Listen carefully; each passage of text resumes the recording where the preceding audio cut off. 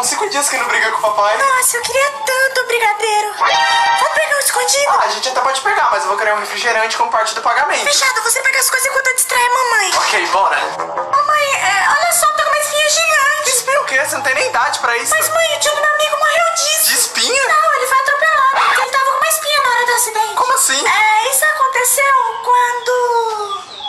Ah, mãe, já sarou. Você salvou minha vida, obrigada. Você demorou pra chegar, hein? Não é fácil distrair a mamãe, né? Você pegou tudo? Claro que sim, né? É isso aí, muito... Comemorando. Quem que pegou os brigadeiros? Pode deixar que eu vou atrás desses meliantes. Meninos, vem aqui agora.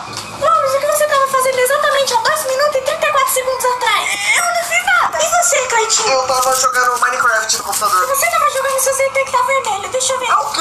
Tá. Então por que seu dedo tem uma mancha de chocolate? Não é chocolate, eu tava fazendo cocô. Ok. Irmão, explica esse macarrão na sua boca. Eu tava comendo o cocô dele. Suspeito. E Cleitinho, como que você me explica isso? Vai se tratar, garota, sai da minha porta. Rasgou. Eu tava me exercitando. Aquele que é participar das Olimpíadas. Certo. Mãe, não foi dessa vez. Tudo bem, filha, pelo menos você tentou. Meninos, podem ir. Ufa.